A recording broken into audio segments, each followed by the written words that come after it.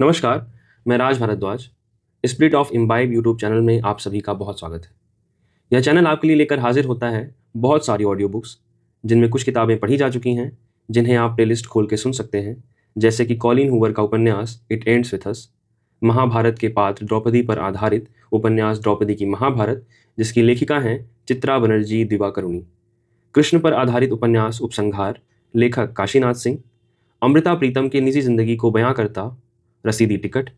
इसके साथ बहुत सी कविताएं, कहानियां और उपन्यासों की सीरीज अभी चल रही है। इसमें केदारनाथ सिंह की कविताएं, हरिशंकर परसाई का व्यंग निठल्ले की डायरी, महाभारत के पात्र दानवीर कर्ण पर आधारित शिवाजी सावंत का उपन्यास मृत्युंजय और प्रेमचंद की कहानियां। यदि आप हमारे चैनल पर नए हैं और ऐसी ही बहुत सारी किताबें, कविताएं सुनना चाहते हैं, तो हमारे चैनल को सब्सक्राइब करें और अपने सुझाव जरूर साझा करें। प्रेमचंद स्पेशल सीरीज में हम आपके लिए लेकर हाजिर हैं एक नई कहानी, जिसका नाम है डिमॉन्स्ट्रेशन। महाशय गुरु प्रसाद रसिक जीव हैं। गाने बजाने का शौक है, खाने खिलाने का शौक है और सैर तमाशे का शौक है, पर उसी मात्र में द्रव्योपार्जन का शौक नहीं है। यो वह किसी के मोहताज नहीं है, भले आदमियों की तरह हैं और है भी भले आदमी, मगर किसी काम में चिमट नहीं सकते। गुड़ होकर भी उनमें लस नहीं है। वह कोई ऐसा काम उठाना चाहते हैं जिसमें चटपट कारों का खजाना मिल जाए और हमेशा के लिए बेफिक्र हो जाए। बैंक के छमाही सूद चलाए, खाएं और मजे से पड़े रहें। किसी ने सलाह दी नाटक कंपनी खोलो, उनके दिल में भी बात जम गई। मित्रों को लिखा कि मैं ड्रामेटिक कंपनी खोलने जा रहा हूँ, आप लोग ड्रामे लिखना शुरू कीजिए। कंपनी का प्रॉस्पेक्टस बना, कई महीने उसकी खूब चर्चा रही। कई बड़े बड़े आदमियों ने हिस्सा खरीदने के वादे किए, लेकिन न हिस्से बिके न कंपनी खड़ी हुई। हाँ, इसी धुन में गुरुप्रसाद जी ने एक नाटक की रचना कर डाली और यह फिक्र हुई इसे किसी कंपनी को दिया जाए। लेकिन यह तो मालूम ही था कि कंपनी वाले एक ही घाघ होते हैं, फिर हर एक कंपनी में उसका एक नाटककार भी होता है। वह कब चाहेगा कि उसकी कंपनी में किसी बाहरी आदमी का प्रवेश हो। वह इस रचना में तरह तरह के ऐब निकालेगा और कंपनी के मालिक को भड़का देगा। इसलिए प्रबंध किया जाएगा कि मालिकों पर नाटक का कुछ ऐसा प्रभाव जमा दिया जाए कि नाटककार महोदय की कुछ दाल न गल सके। 5 सज्जनों की एक कमेटी बनाई गई। उसमें सारा प्रोग्राम विस्तार के साथ तय किया गया और दूसरे दिन 5 सज्जन गुरुप्रसाद जी के साथ नाटक दिखाने चले। तंग आ गए। हारमोनियम, तबला आदि सब उस पर रख दिए गए, क्योंकि नाटक का डेमोन्स्ट्रेशन करना निश्चित हुआ था। सहसा विनोद बिहारी ने कहा, यार तांगे पर जाने में तो कुछ बदरोबी होगी। मालिक सोचेगा या महाशय यूं ही हैं। इस समय 10-5 रुपए का मुंह न देखना चाहिए। मैं तो अंग्रेजों की विज्ञापनबाजी का कायल हूं कि रुपए में 15 आने उसमें लगाकर शेष 1 आने में रोजगार करते हैं। कहीं से 2 मोटर मांगनी चाहिए। रसिक लाल बोले, लेकिन किराए की मोटरों से वह बात न पैदा होगी जो आप चाहते हैं। किसी रईस से 2 मोटर मांगनी चाहिए, मारिस हो या नए चाल की ऑस्टिन। बात सच्ची थी, भेष से भीख मिलती है। विचार होने लगा कि किस रईस से याचना की जाए। अजी वह महाखूसट है, सवेरे उसका नाम ले लो तो दिन भर पानी न मिले। अच्छा सेठ जी के पास चला जाए तो कैसा रहे। मुंह धो रखिए, उसकी मोटरें अफसरों के लिए रिजर्व हैं। अपने लड़के तक को कभी नहीं बैठने देता, आपको दिए देता है। तो फिर कपूर साहब के पास चलें, अभी उन्होंने नई मोटर ली है। अजी उसका नाम न लो, कोई ना कोई बहाना करेगा। ड्राइवर नहीं है, मरम्मत में है। गुरुप्रसाद ने अधीर होकर कहा, तुम लोगों ने तो व्यर्थ का बखेड़ा खड़ा कर दिया। टांगों पर चलने में क्या हर्ज था। विनोद बिहारी ने कहा, आप तो घास खा गए हैं। नाटक लिख लेना दूसरी बात है और मामले को पटाना दूसरी बात। रुपए पृष्ठ सुना देगा, अपना समूह लेकर रह जाओगे। अमरनाथ ने कहा, मैं तो समझता हूँ मोटर के लिए किसी राजा रईस की खुशामद करना बेकार है। तारीफ तो जब है कि पाँव पाँव चलें और वहाँ ऐसा ऐसा रंग जमाएं कि मोटर से भी ज़्यादा शान रहे। विनोद बिहारी उछल पड़े, सब लोग पाँव पाँव चलें।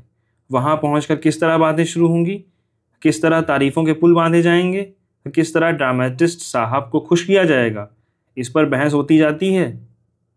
हम लोग कंपनी के कैंप में कोई 2 बजे पहुँचे। वहाँ मालिक साहब, उनके एक्टर, नाटककार सब पहले से ही हमारा इंतज़ार कर रहे थे। पान, इलायची, सिगरेट मंगा लिए थे। ऊपर जाते ही रसिक लाल ने मालिक से कहा, क्षमा कीजिए, हमें आने में देर हुई। हम मोटर से नहीं पाँव पाँव आए हैं। आज यही सलाह हुई कि प्रकृति की छटा का आनंद उठाते चलें। गुरुप्रसाद जी तो प्रकृति के उपासक हैं। उनका बस होता तो आज चिमटा लिए या तो कहीं भीख मांगते होते या किसी पहाड़ी गांव के वटवृक्ष के नीचे बैठे पक्षियों का चहकना सुनते होते। विनोद ने रंग जमाया, और आए भी तो सीधे रास्ते से नहीं, जाने कहाँ कहाँ का चक्कर लगाते खाक छानते, पैरों से जैसे सनीचर हैं। अमर ने और रंग जमाया, पूरे सतजुगी आदमी हैं, नौकर चाकर तो मोटरों पर सवार होते हैं और आप गली गली मारे मारे फिरते हैं। जब और रईस मीठी नींद के मजे लेते होते हैं तो आप नदी के किनारे उषा का श्रृंगार देखते हैं। मस्त राम ने फरमाया, कवि होना मानो दीन दुनिया से मुक्त हो जाना है। गुलाब ने ही यूरोप के बड़े बड़े कवियों को आसमान पर पहुंचा दिया है। यूरोप में होते तो आज इनके द्वार पर हाथी झूमता होता। एक दिन एक बालक को रोते देखकर आप रोने लगे। पूछता हूँ, भाई क्यों रोते हो? तो और रोते हैं। मुंह से आवाज़ नहीं निकलती। बड़ी मुश्किल से आवाज़ निकली, विनोद, जनाब, कवि का हृदय कोमल भावों का स्रोत है, मधुर संगीत का भंडार है, अनंत का आईना है। रसिक, क्या बात कही है आपने, अनंत का आईना है, वाह! कवि की सोहबत में आप भी कुछ कवि हुए जा रहे हैं। गुरुप्रसाद ने नम्रता से कहा, मैं कवि नहीं हूँ और ना मुझे कवि होने का दावा है। आज लोग मुझे जबरदस्ती कवि बनाए देते हैं। कवि सृष्टा की एक अद्भुत रचना है जो पंचभूतों की जगह 9 रसों से बनती है। मस्त राम, आपका यही एक वाक्य है जिस पर सैकड़ों कविताएं न्यौछावर हैं। सुनिए आपने, रसिक लाल जी कवि की महिमा याद कर लीजिए, रट डालिए। रसिक लाल, कहाँ तक याद करें भैया, यह तो सूक्तियों में बातें करते हैं और नम्रता का यह हाल है कि अपने को कुछ समझते ही नहीं। महानता का यही लक्षण है। जिसने अपने को कुछ समझा वह गया। कंपनी के स्वामी से आप तो अब खुद ही सुनेंगे, इस ड्रामे में अपना हृदय निकाल कर रख दिया है। कवियों में जो एक प्रकार का अल्हड़पन होता है उसकी आप में कहीं गंध भी नहीं। इस ड्रामे की सामग्री जमा करने के लिए आपने कुछ नहीं तो 1000 बड़े बड़े पौधों का अध्ययन किया होगा। वाजिद अली शाह को स्वार्थी इतिहास लेखकों ने कितना कलंकित किया है आप लोग जानते ही हैं। उस लेख राशि को छांटकर उसमें से सत्य के तत्व खोज निकालना आप ही का काम है, विनोद। इसलिए हम और आप दोनों कलकत्ता गए और वहाँ कोई 6 महीने मटिया बुर्ज की खाक छानते रहे। वाजिद अली शाह की हस्तलिखित एक पुस्तक की तलाश की। उसमें उन्होंने खुद अपनी जीवन चर्चा लिखी है। एक बुढ़िया की पूजा की गई, तब कहीं जाके 6 महीने में किताब मिली। अमरनाथ, पुस्तक नहीं, रत्न है रत्न। मस्तराम, उस वक्त तो उसकी दशा कोयले की थी। गुरुप्रसाद जी ने उस पर मुहर लगाकर अशरफी बना दिया। ड्रामा ऐसा चाहिए कि जो सुने दिल हाथों से थाम ले, एक एक वाक्य दिल में चुभ जाए। अमरनाथ, संसार साहित्य के सभी नाटकों को आपने चाट डाला और नाट्य रचना पर सैकड़ों किताबें पढ़ डाली। विनोद, जभी चीज भी लासानी हुई है। अमरनाथ, लाहौर ड्रामेटिक क्लब का मालिक हफ्ते भर यहाँ पड़ा रहा, पैरों पड़ा रहा, मुझे यह नाटक दे दीजिए, लेकिन आपने न दिया। जब एक्टर ही अच्छे नहीं तो अपने नाटक ड्रामा खिलवाना उसकी मिट्टी खराब करना था। इस कंपनी के एक्टर माशा अल्लाह अपना जवाब नहीं रखते और इसके नाटककार की सारे ज़माने में धूम है। आप लोगों के हाथों में पड़कर यह ड्रामा धूम मचा देगा। विनोद, एक तो लेखक साहब खुद शैतान से ज़्यादा मशहूर हैं, उस पर यहाँ के एक्टरों का नाट्य कौशल, शहर लुट जाएगा भाई। मस्तराम, रोज़ ही तो किसी न किसी कंपनी का आदमी सिर पर सवार रहता है, मगर बाबू साहब किसी से सीधे मुंह बात नहीं करते। विनोद, बस यह एक कंपनी है जिसके तमाशे के लिए दिल बेकरार रहता है, नहीं तो और जितने ड्रामे खेले जाते हैं 2 कौड़ी के हैं। मैंने तमाशा देखना ही छोड़ दिया। गुरुप्रसाद, नाटक लिखना बच्चों का खेल नहीं है, खूने जिगर पीना पड़ता है। मेरे ख्याल में एक नाटक लिखने के लिए 5 साल का समय भी काफ़ी नहीं, बल्कि अच्छा ड्रामा ज़िंदगी में एक ही लिखा जा सकता है। यूं कलम घिसना दूसरी बात है। बड़े बड़े धुरंधरों आलोचकों का यही निर्णय है कि आदमी ज़िंदगी में एक ही नाटक लिख सकता है। रूस, फ्रांस, जर्मनी सभी देशों के ड्रामे पढ़े, पर कोई न कोई दोष सभी में मौजूद। किसी में भाव है तो भाषा नहीं, भाषा है तो भाव नहीं, हास्य है तो गाना नहीं, गाना है तो हास्य नहीं। जब तक भाव, भाषा, हास्य और गाना यह चारों अंग पूरे ना हों उसे ड्रामा कहना ही ना चाहिए। मैं तो बहुत ही तुच्छ आदमी हूँ, आप लोगों की सोहबत में सुध-बुध आ गया। मेरी रचना की हस्ती ही क्या, लेकिन ईश्वर ने चाहा तो ऐसे दोष आपको न मिलेंगे। दोस्त: विनोद, जब आप उस विषय के मर्मज्ञ हैं तो दोष रह ही कैसे सकते हैं। रसिक लाल: 1 साल तक तो आपने केवल संगीत कला का अभ्यास किया है, घर के हजारों रुपए उस्तादों को भेंट कर दिए, फिर भी दोष रह जाए तो दुर्भाग्य है। रिहर्सल शुरू हुई और वाह वाह हाय हाय कतार बंधा। कोरस सुनते ही एक्टर और प्रोप्राइटर और नाटककार सभी मानो जाग पड़े। भूमिका ने उन्हें विशेष प्रभावित किया था, पर असली चीज सामने आते ही आंखें खुली, समा बंध गया। पहला सीन आया। आंखों के सामने वाजिद अली शाह के दरबार की तस्वीर खिंच गई। दरबारियों की हाजिर जवाबी और फड़कते हुए लतीफ़े। वाह वाह, क्या कहने, क्या वाक्य रचना थी, क्या शब्द योजना थी, रसों का कितना सुरुचि से भरा हुआ समावेश था। तीसरा दृश्य हास्यमय था। हंसते हंसते लोगों की पसलियां दुखने लगीं। स्थूल काय स्वामी की संयत अविचलता भी आसन से डिग गई। चौथा सीन करुणाजनक था। हास्य के बाद करुणा, आंधी के बाद आने वाली शांति थी। विनोद हाथों पर हाथ रखे सिर झुकाए जैसे रो रहे थे। मस्तराम बार बार ठंडी आहें खींच रहे थे और अमरनाथ बार बार सिसकियां भर रहे थे। इसी तरह सीन पर सीन और अंक पर अंक समाप्त होते गए, यहाँ तक कि जब रिहर्सल समाप्त हुआ तो दीपक जल चुके थे। सेठ जी अब तक सोंठ बने हुए बैठे थे। ड्रामा समाप्त हो गया, पर उनके मुखारविंद पर उनके मनोविचार का लेश मात्र भी आभास न था। जड़ भगत की तरह बैठे हुए थे। न मुस्कुराहट थी, न कौतूहल, न हर्ष, न कुछ। विनोद बिहारी ने मामले की बात पूछी तो इस ड्रामा के बारे में श्रीमान की क्या राय है। सेठ जी ने उसी व्यक्त भाव से उत्तर दिया, मैं इसके विषय में कल निवेदन करूंगा। कल यहीं भोजन भी कीजिएगा। आप लोगों के लायक भोजन तो क्या होगा, उसे केवल विदुर का साग समझकर स्वीकार कीजिएगा। पंच पांडव बाहर निकले तो मारे खुशी के सबकी बाँछें खिली हुई थी। विनोद: 5,000 की थैली है, नाक नाक बद सकता हूँ। अमरनाथ: 5,000 है कि 10, या तो नहीं कह सकता, पर रंग खूब जम गया। रसिक: अरे मेरा अनुमान तो 4,000 का है। मस्तराम: और मेरा विश्वास है कि 10,000 से कम वह कहेगा ही नहीं। मैं तो सेठ के चेहरे की तरफ ध्यान से देख रहा था। आज ही कह देता, पर डरता था कहीं ये लोग अस्वीकार न कर दें। उसके होठों पर तो मैंने हंसी न देखी, पर मगन हो रहा था। गुरुप्रसाद: मैंने पढ़ा भी तो जी तोड़कर।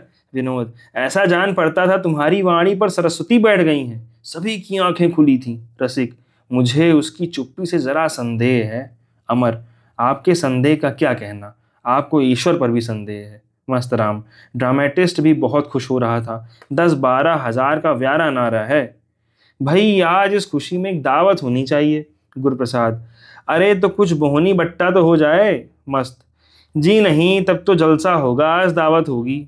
विनोद: भाग्य के बली हो तुम गुरुप्रसाद। रसिक: मेरी राय है जरा उस ड्रामेटिस्ट को गांठ लिया जाए, उसका मौन मुझे भयभीत कर रहा है। मस्त: आप तो वहीं हुए हैं ना, वह नाक रगड़ रगड़ कर रह जाए तब भी यह सौदा होकर रहेगा। सेठ जी अब बचकर निकल नहीं सकते। विनोद: हम लोगों की भूमिका भी तो जोरदार थी। अमर: उसी ने तो रंग जमा दिया, अब कोई छोटी रकम कहने का उसे साहस ना होगा। अभिनय शुरू होता है। रात को गुरुप्रसाद के घर मित्रों की दावत हुई। दूसरे दिन कोई 6 बजे 5 आदमी सेठ जी के पास जा पहुंचे। संध्या का समय हवाखोरी का है। आज मोटर पर ना आने के लिए बना बनाया बहाना था। सेठ जी आज बेहद खुश नजर आते थे। कल की वह मरहूमी सूरत अंतर्धान हो गई थी। बात बात पर चहकते थे, हंसते थे। लखनऊ का कोई रसिक हो, रईस हो। दावत का सामान तैयार था। मेजों पर भोजन चुना जाने लगा। अंगूर, संतरे, केले, सूखे मेवे, कई किस्म की मिठाइयाँ, कई तरह के मुरब्बे, शराब आदि सजा दिए गए और यारों ने खूब मज़े से दावत खाई। सेठ जी मेहमान नवाजी के पुतले बने हुए हर एक मेहमान के पास आकर पूछते, और कुछ मंगवाऊं? कुछ तो और लीजिए। आप लोगों के लायक भोजन यहाँ कहाँ बन सकता है। भोजन के उपरांत लोग बैठे तो मामले की बातचीत होने लगी। गुरुप्रसाद का हृदय आशा और भय से कांपने लगा। सेठ जी, हुजूर ने बहुत ही सुंदर नाटक लिखा है, क्या बात है। ड्रामेटिस्ट: यहाँ जनता अच्छे ड्रामों की कद्र नहीं करती, नहीं तो यह ड्रामा लाजवाब होता। सेठ जी: जनता कद्र नहीं करती ना करे, हमें जनता की बिल्कुल परवाह नहीं, रत्ती बराबर परवाह नहीं है। मैं इसकी तैयारी में 10,000 केवल बाबू साहब की खातिर से खर्च कर दूंगा। आपने इतनी मेहनत से एक चीज़ लिखी है तो मैं उसका प्रचार भी उतने ही हौसले से करूँगा। हमारे साहित्य के लिए क्या यह कुछ कम सौभाग्य की बात है कि आप जैसे महान पुरुष इस क्षेत्र में आ गए? यह कीर्ति हुजूर को अमर कर देगी। ड्रामेटिस्ट: मैंने तो ऐसा ड्रामा आज तक नहीं देखा। लिखता मैं भी हूँ और लोग भी लिखते हैं, लेकिन आपकी उड़ान तो क्या कोई पहुँचेगा। कहीं कहीं तो आपने शेक्सपियर को भी मात कर दिया।